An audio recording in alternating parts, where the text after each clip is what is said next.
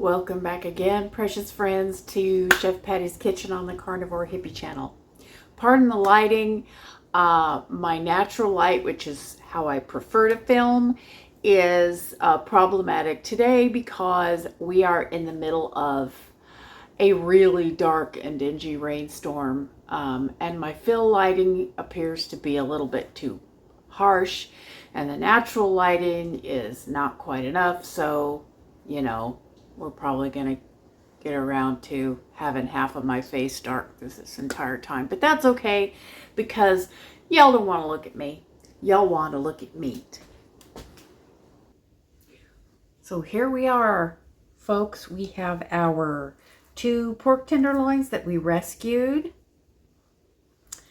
And we're going to, once again, we're going to take the silver skin off because we're going to cut these into some cutlets, and then we're going to stuff them.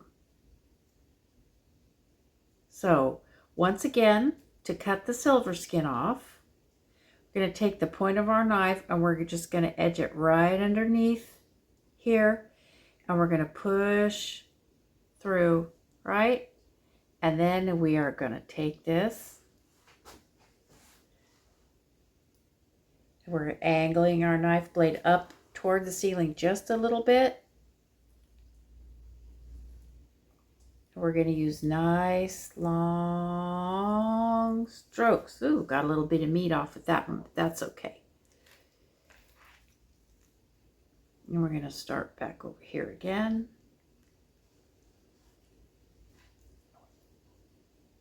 Whoops.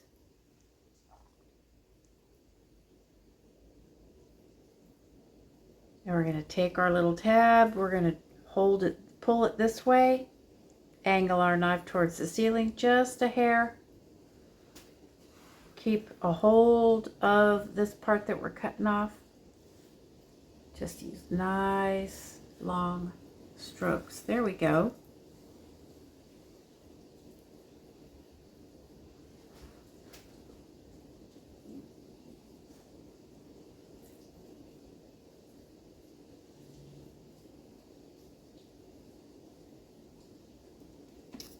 And I'm going to go ahead and do this on this side too. Cut this out, just get out of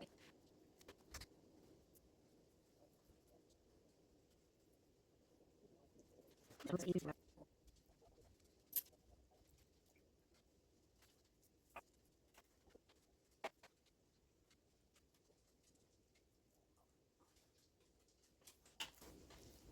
There, we got our silver skin off. And now we're going to talk about cutting some stuffed cutlets. So we're going to cut this big ball off the end like we did last time, because that's not even really part of the same muscle. And we're going to cut the skinny little tail off. We'll do that on both pieces.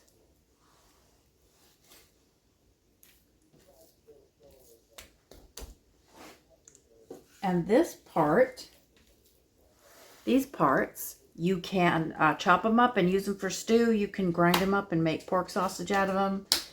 I'm sure you will find lovely things to do with that. So now we've got our 2 tenderloins here, and we're going to cut these into sections. I think I'm going to cut them each into 6. So each one we're going to cut in half. I'm just going to eyeball it. You can measure it if you feel more comfortable with it that way. I'm going to just eyeball it. And each of these I'm going to cut into thirds.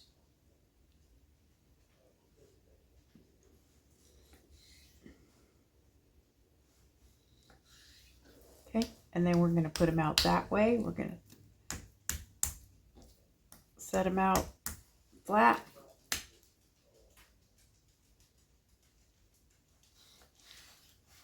Now when you slice, if you'll remember, start at the back part, the sharpest part of the very rear end of your blade.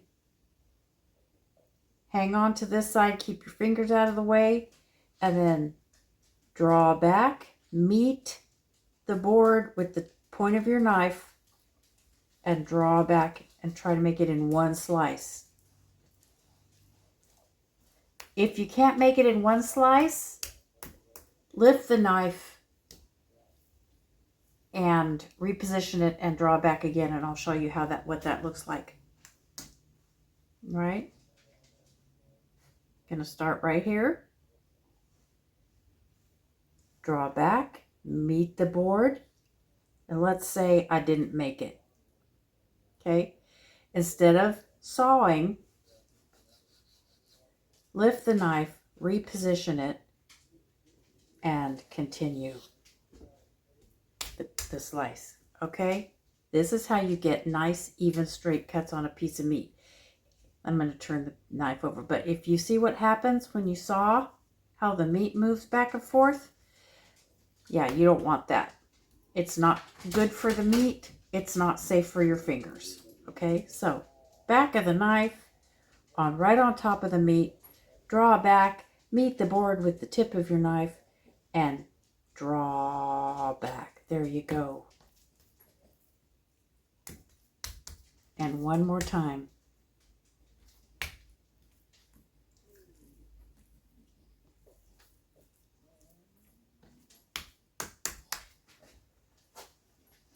I'm going to cut this end is a lot fatter than this end, so I'm going to cut this one a little narrower and these two a little wider. So this one,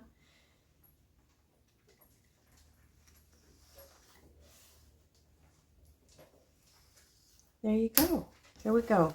We got 12 little cutlets, nice fat cutlets.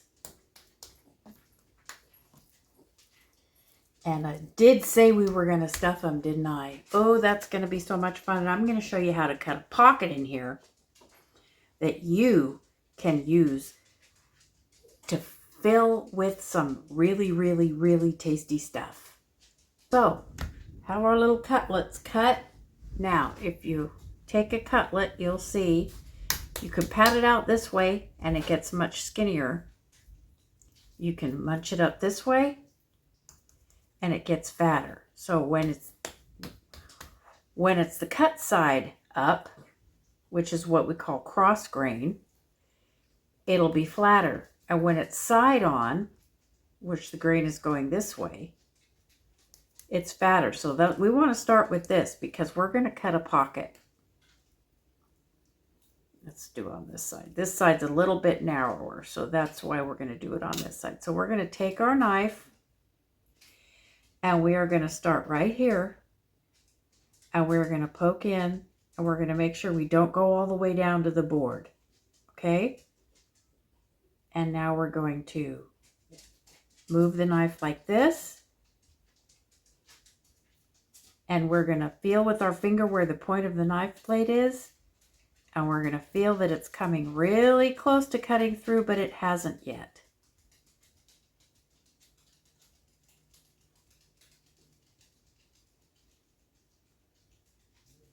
You could just work the knife in a little bit at a time. I'm pushing in and rocking back up on the knife. Whoops, there we go. Now we're going to go this way and we're going to finish cutting our pocket.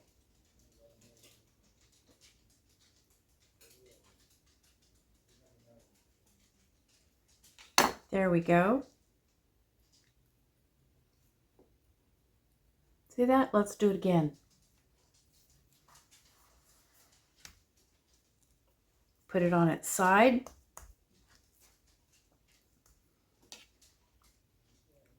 Poke the knife in from the side. On the top, but a little bit to the side. Poke it in. Make sure it doesn't go all the way out the other side. This is why you need a sharp knife, because if you don't have a sharp knife, what'll happen is you'll have to push really hard to get the knife to pierce, and then at some point you're going to lose control and the knife's going to ram all the way through it, and then you'll have two skinny cutlets instead of one fat cutlet. Okay?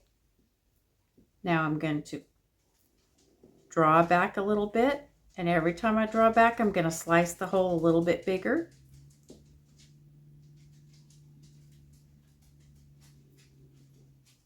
And you can feel with your fingers right here where the knife is. There we go. Now we're going to turn it over. We're going to do the other side. Just make that slit a little bit bigger.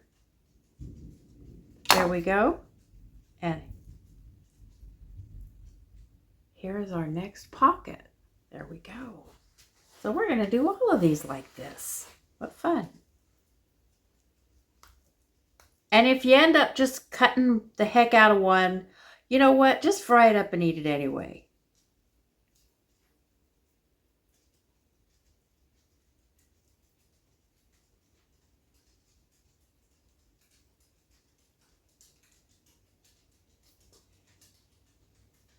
Because you know what? Pork tenderloins are pretty cheap, really, when comparatively speaking to like steak or something. So go ahead, get you a couple and practice. And if you don't end up doing a pretty job, just chop it all up and make chili verde out of it. Or just grind it all up and make homemade breakfast sausage out of it.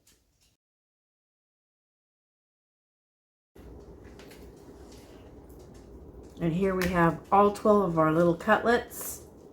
Serve 2 or 3 or 4 per serving, depending on how big of a crowd and how big appetites you have to serve. So here we are back, friends. What I got here is I got 3 ounces of feta cheese and about 1/4 cup of chopped up pitted olives. Any kind you like. Those happen to be Castelvetrano olives, just because those are the kind that I like. But I've also used Kalamata olives for this. They're very good. And we're just going to make sure this feta cheese is very finely crumbled.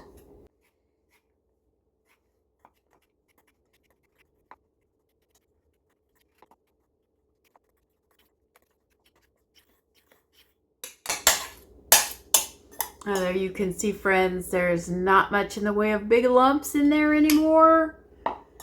And we're going to add our olives. These are just roughly chopped.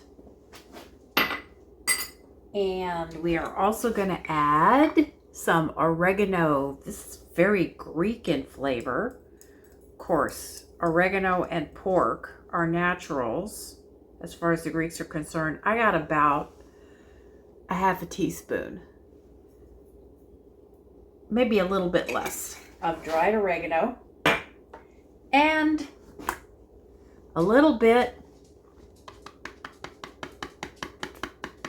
probably about 1/4 teaspoon of paprika. You could use smoked paprika. That would be delicious. And I'm just going to stir this up.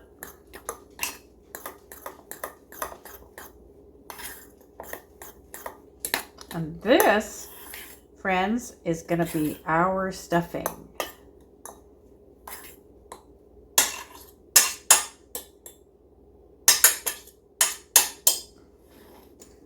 So now we're going to take our little cutlet. We're going to find the hole we put in it. There it is.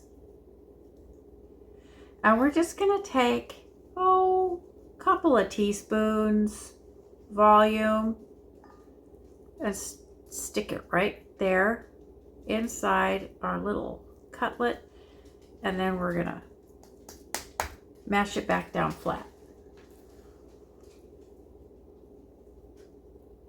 Oh, there we go. And we're just gonna keep doing that until all of our little cutlets are stuffed.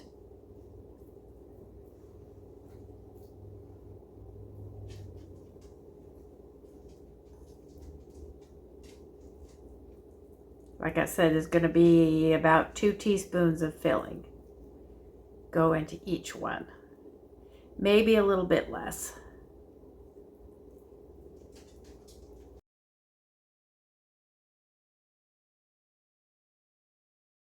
So friends, we're back. We have got our cutlets.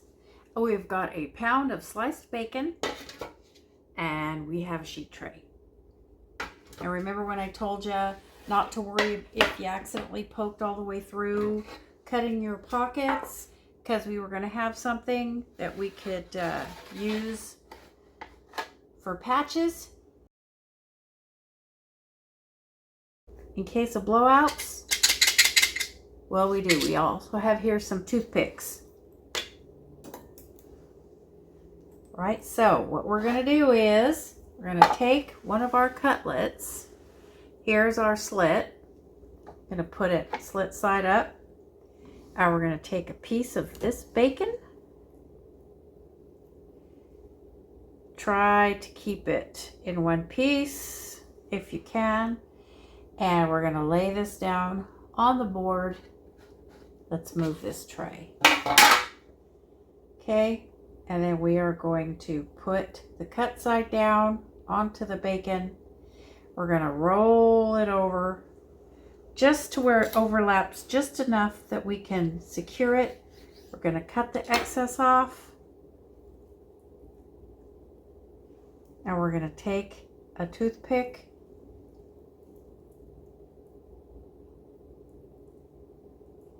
and fasten that just like that. Alrighty? Just like a little piggy filet mignon. And we're going to put that on our tray. And we're going to do it again. These little ends of bacon. Yeah, well, you know what to do with those. I'm sure. Okay, lay out our strip of bacon. Make sure we have our toothpick ready. Find our pocket. Pocket down. Roll it over to where we have just enough of an overlap. Trim. And secure the overlap. Oh, that's a little loose. So let's tighten that up. There we go. There we go. No saggy bacon.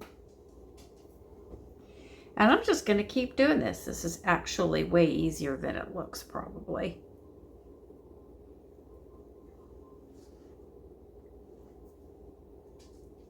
Pocket. Pocket down. Roll it over.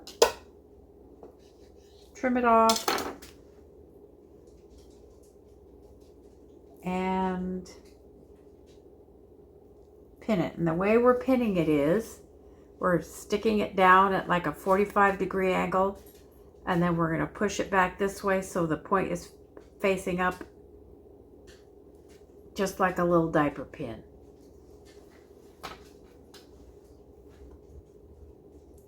So I'm going to keep doing this until we're done, and then I'll see you back here in a little bit.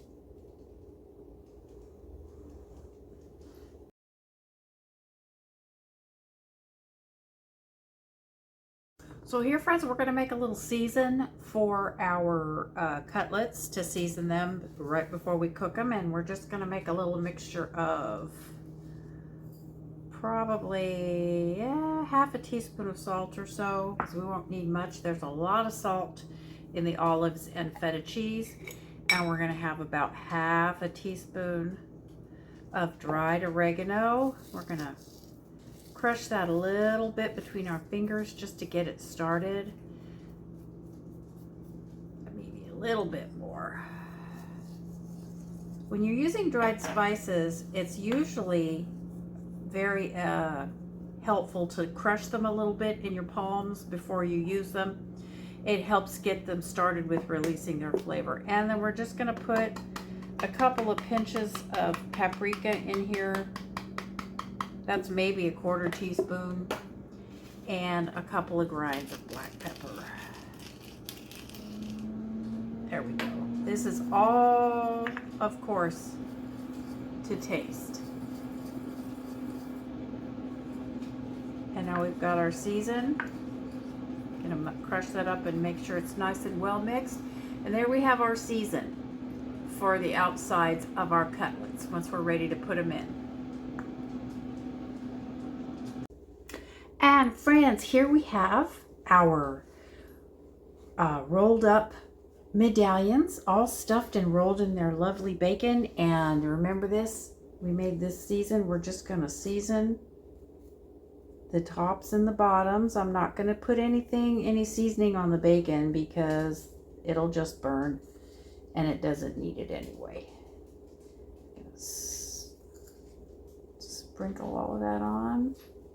I think this particular seasoning actually even looks kind of pretty. And you'll see.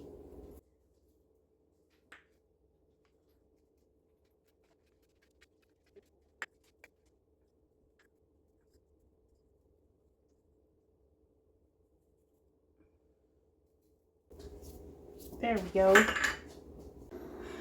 So friends, we have our lovely skillet heating up. Remember, we've talked before, when you're buying a skillet, remember what you want to pay attention to is not the diameter that it says on the label, because that will be from outer edge to outer edge. And if you have a very widely flared skillet like this one is, it will lead you to believe that you have more cooking surface than you have. So measure your cooking surface from on the back, there to there. Okay, so this one of my favorite skillets because it has a really nice wide cooking surface, lots of hot surface for browning. If you crowd your food too much, you don't have seared food, you have steamed food. So I mean, if that's what you're going for, you go for it. But if you're looking for brown food, you need lots of real estate. This is about the smallest pan that I would attempt to cook this amount of meat in. Ordinarily I would choose a slightly bigger pan, but for today this is what we've got.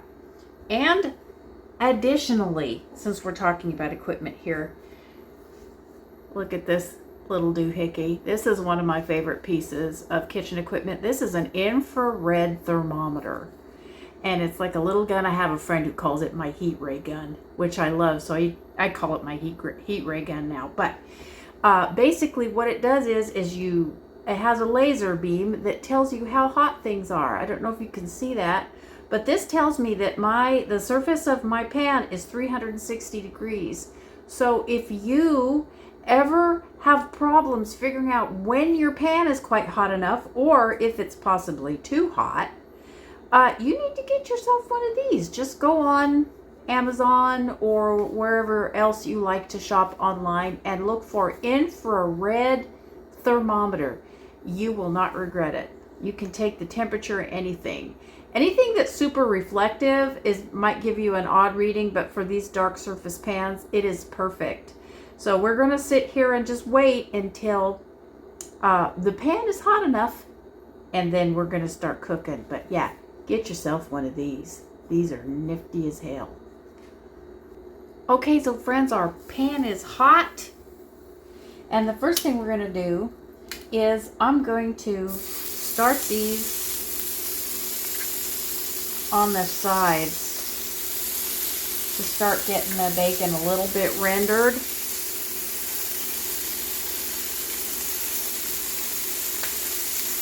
This is the one inconvenient thing about cooking things wrapped in bacon, is you really do have to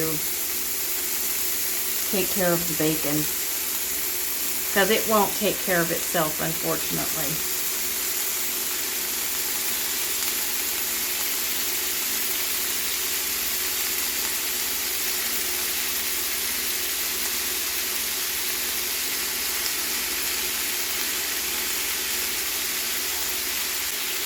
Now this bacon is not going to get crispy like a plate of bacon for breakfast, a plate of plain bacon strips for breakfast would. But we do want to get it a little brown.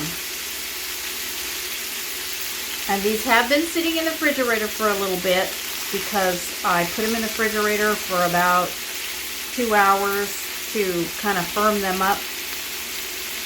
You don't have to do that, but it just so happens to be convenient at the moment for me to pause and take care of some other business.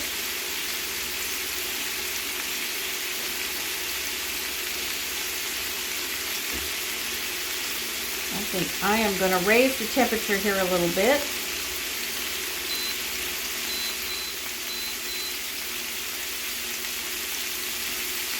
Get it going a little hotter. Oh yeah, there goes the sizzle. If you try to do this in too cold of a pan, it's just going to steam.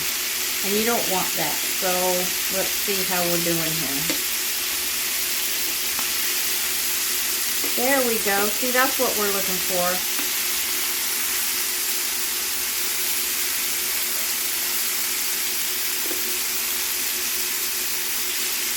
So we're going to do them on all 4 sides. And then we're going to finish them up on the top and the bottom. And then we'll get to taste them. Yummy.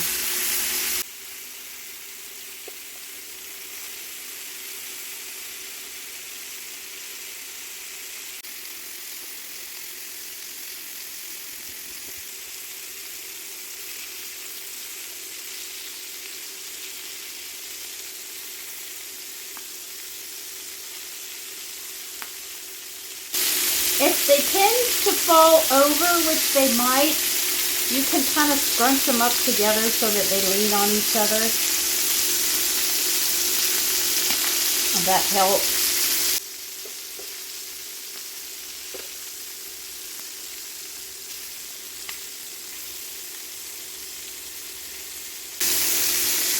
And once you get them up set upright the way you want them, just kind of mash them down a little bit with the tongs or your fork, and that'll help settle them down so that they'll stay in place. You just want to keep turning them until they are as brown as you prefer on all sides. Keep in mind, you don't want to try and cook the bacon completely crispy.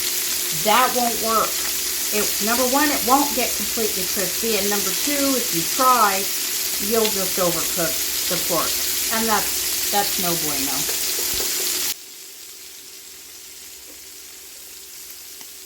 Oh, there we go. Look at that.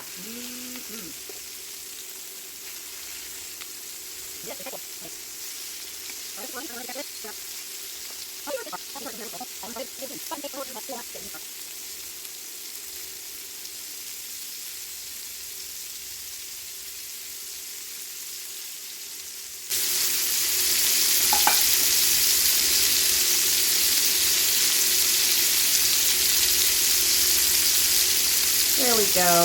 This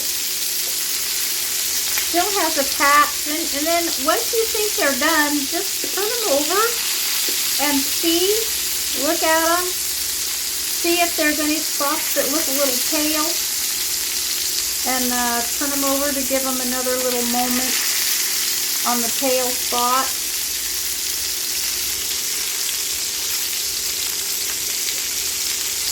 Okay, we're going to start removing them now, even though they are not done. But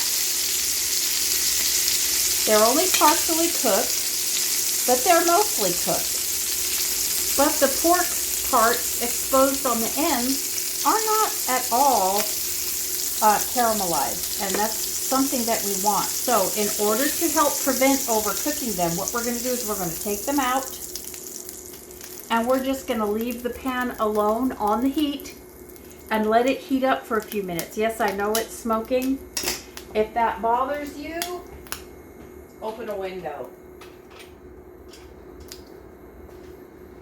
Or the other thing you can do is you can scrape some of these drippings out.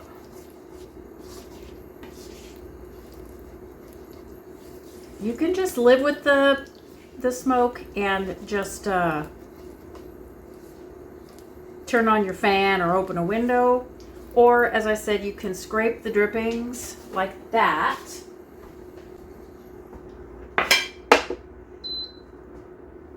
and pour them off into a vessel.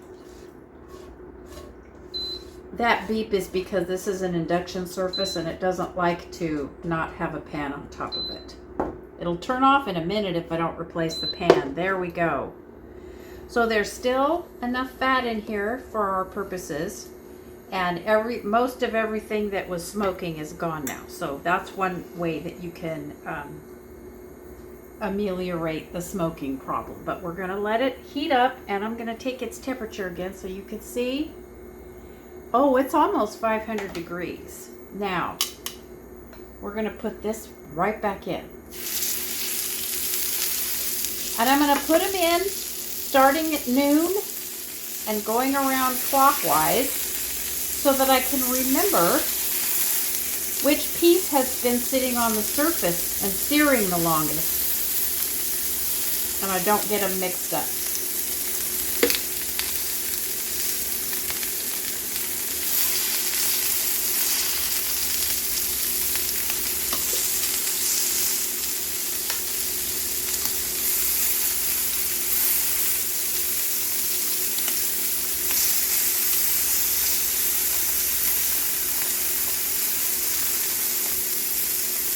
And we're just gonna let them sit for a minute, maybe a little bit less. The pan is very hot. Check them frequently. Not too frequently, because then they'll never cook. But give them, you know, a good 30 seconds before you start checking. I'm gonna raise the temperature again, since we don't have to worry about over browning at this point.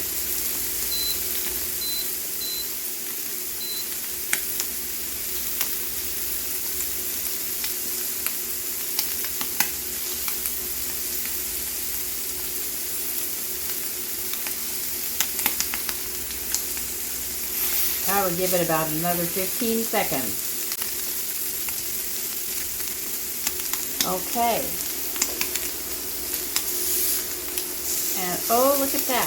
Lovely and caramelized. And now we're going to turn them over in the same order we put them down, which is why we put them down in such an orderly fashion, so we can be sure that everything has had sufficient cook time. Just mash them down a little tiny bit with your tongs to make sure that they get seated, and then they're not going to roll back over, because they might.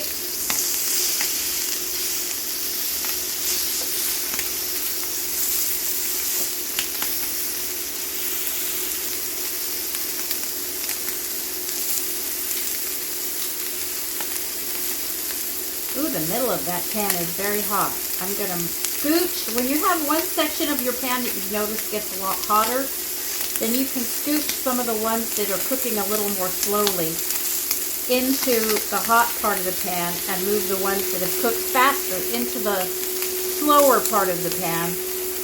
This is very common with cookware to have hot spots, even in good cookware. Good cookware, that will be minimized, but you'll still see it. So pay attention and just scooch the food around if you have hot spots. This pan has become very hot, so this side will probably not take as long. Gonna check my first piece. Oh, look at that.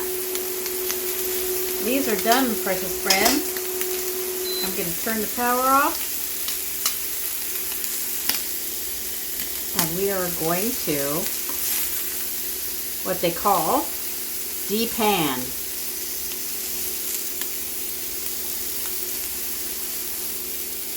See that?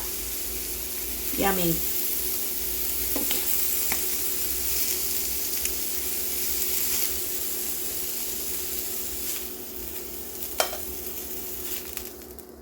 Lovely. Look at that, precious friends. That is beautiful. As far as I'm concerned, I can't think of anybody I wouldn't be proud to serve that to. I'd throw that in front of a vegan. And the hell with his attitude, her attitude, frankly. Let's make a plate, friends. Let's do this one. And we'll do one big one and one little one. Look at that. Ordinarily, I'm a garnish monkey, but I haven't got any garnish prepared at this point. Usually what I would do, oh, I know what we can do. Haha. So I have here some homemade yogurt. Put a little of that in there. And just a little bit of feta.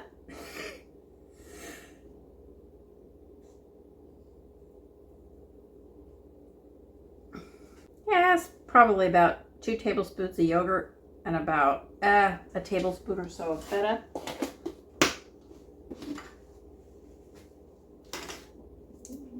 And I got a garlic clove, which I'm going to peel. Yes, I have magic garlic that I can peel with my fingers. We'll talk about that another day, maybe. And I'm just going to grate about half of a garlic clove on my microplane grater. Knock that down into there. And add a pinch of salt. And we're going to mash that up. And this is going to make a beautiful garnish for this dish. Now,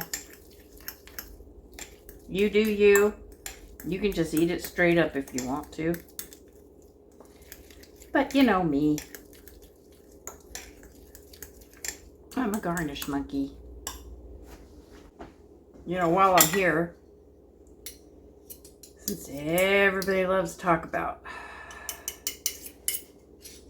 how I'm trained, and we've been doing French stuff lately, let me show you how to make a quenelle.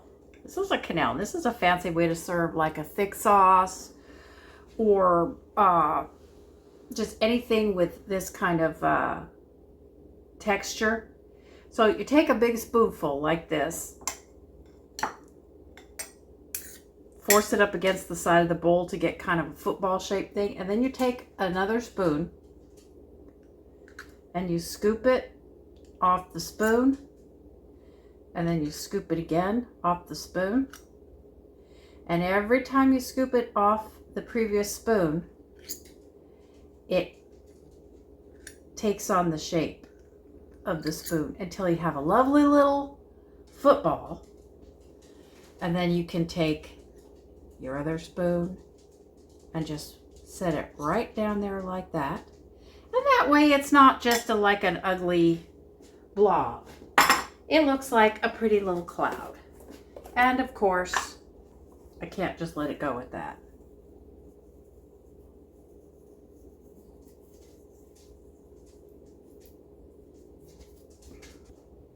There you have it, precious friends.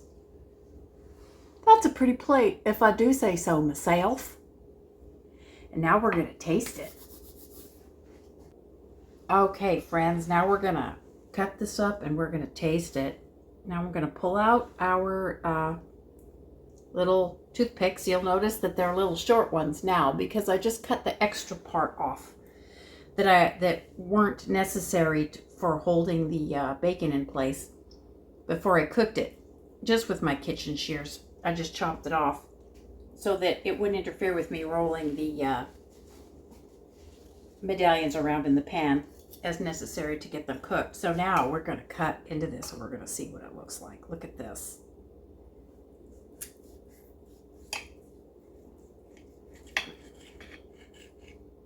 Oh, look at there. The pork is not overdone. I can tell you it's juicy. As you can see, the juices that are running down off the meat onto the plate. Oh my goodness. That looks so delicious. Now we're going to taste it.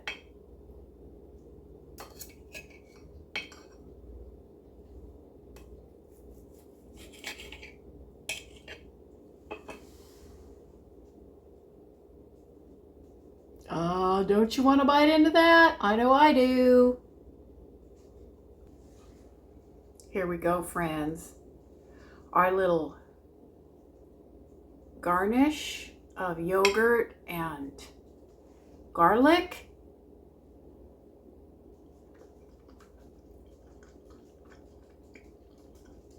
Mm.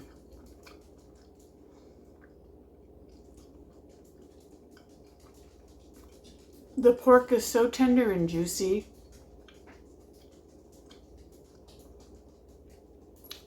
The tanginess of the feta is just so perfect with the salty, rich flavor of the bacon.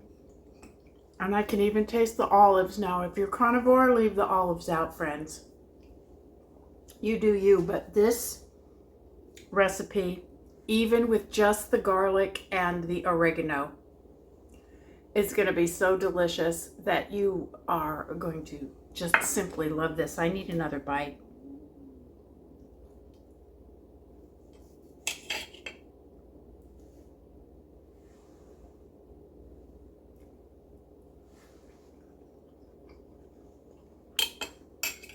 Mmm.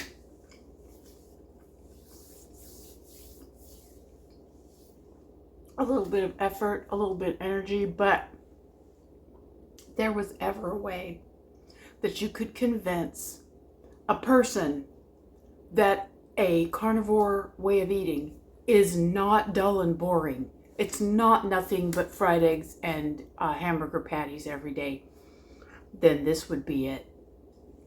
I love you all. I bid you peace, love, and meat. Thank you for watching. Like, share, subscribe. And I will see you again really, really, really soon. Bye-bye.